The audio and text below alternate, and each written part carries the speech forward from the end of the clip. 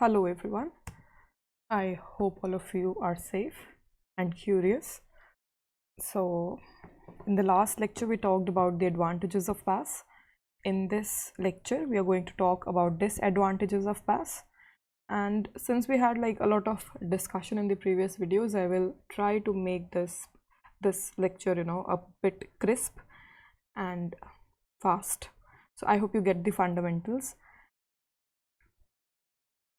The first disadvantage is the dependency on the vendor.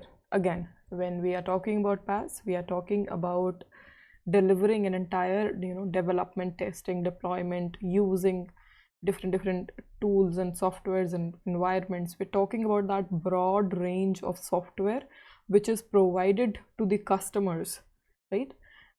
And those customers take use of those tools to develop whatever they want to develop. Now, the tool is not the property of the end user. The tool is not the property of the cloud service provider until unless they have, worked on it and developed it.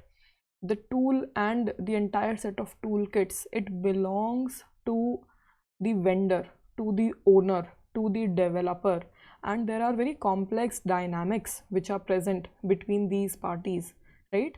For you, again, we're talking about two parties. One is your consumer and the other one is your provider. So on provider's end, there is a lot of dependency on the vendor.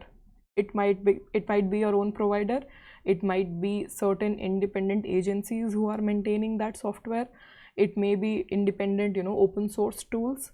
So there are a lot of parties involved in this ownership, and that is why there is a lot of dependency on those vendors in particular, because their change, their mind makeup, their objective towards the software, towards a particular tool, it might change, and it might disrupt the workflow of the developer. So reading from the PPT, our business will still be governed by the provider's functional capabilities, speed and reliability. We need to rely on vendor even for reliable functioning of all the tools, because if one tool is withdrawn, and maybe an update of a tool happened and the capabilities are now reduced because of some compliance which they have to agree on, the speed and reliability of the software, maybe the updated software is broken at some points, and the last stable release was much more better as compared to the updated one. So there are many takes, and this again all leads to one core factor, which is over dependency on the vendor, I would say, and that becomes a serious disadvantage of PaaS.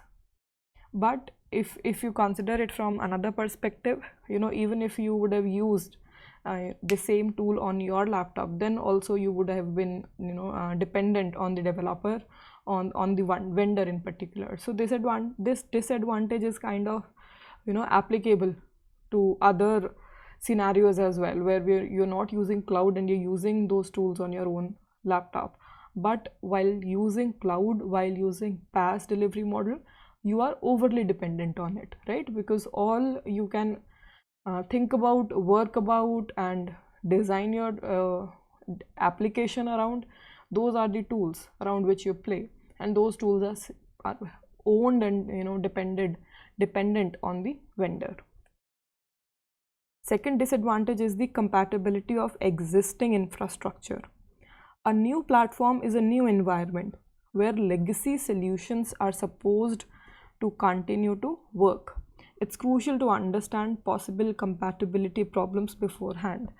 So now supposedly there is a firm named XYZ, and XYZ has 10 products, and out of those 10 products, two of their products, they are hugely successful, right? And now they are planning to make it public. They want to have a private audience for that application, and they want to have a public audience for that application, but they don't want to pay a lot of pay up to a lot of hardware cost. If they want to make the same application public, they will be needing a lot of infrastructure. So they thought that as an alternative, we can use cloud-based services. So now they have agreed upon to migrate those two applications to cloud for their public end users. Now this migration, from an existing infrastructure, you are migrating your application to a cloud-based infrastructure. So how are you going to make sure that compatibility, stays true? Compatibility is there between the hardware and the software of two different parties when you want to achieve the very same objective at the end. The end user should not know the difference कि cloud पे कौन सा चल रहा है और personal premises पे कौन सा चल रहा है, right? And if you read this point, a new platform is a new environment, which is your cloud environment in this case, where legacy solutions are supposed to continue to work, right? So you assume that if a particular product is working on your infrastructure, then that product is also going to work on the cloud-based infrastructure. Legacy solutions means your old traditional solution, and latest is your latest solution.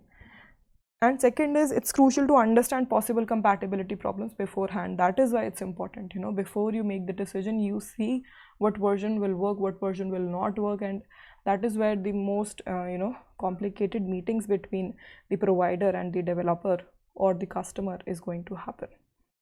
So this is also another disadvantage of PaaS, where you have to look for the compatibility of existing infrastructure.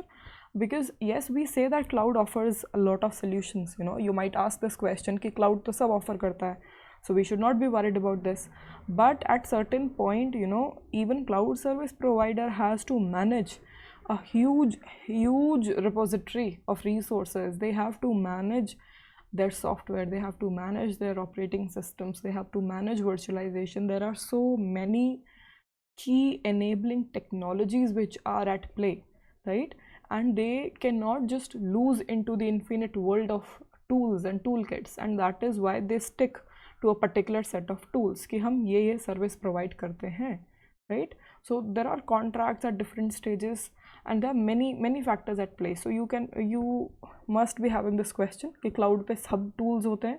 No, it really depends on the cloud service provider's capability, and that is where you get to do your work, where you explore which particular provider you want to choose.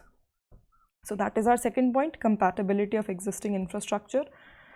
Third, and I think last key disadvantage of PaaS is the presence of security risk. PaaS software is available in a public environment where multiple end users have access to the same basic resources. And by same basic resources, what we mean is, we mean that, you remember that diagram in this scope of control, not this, even this one. See, look at this stack. The application is same over here, A, B, C.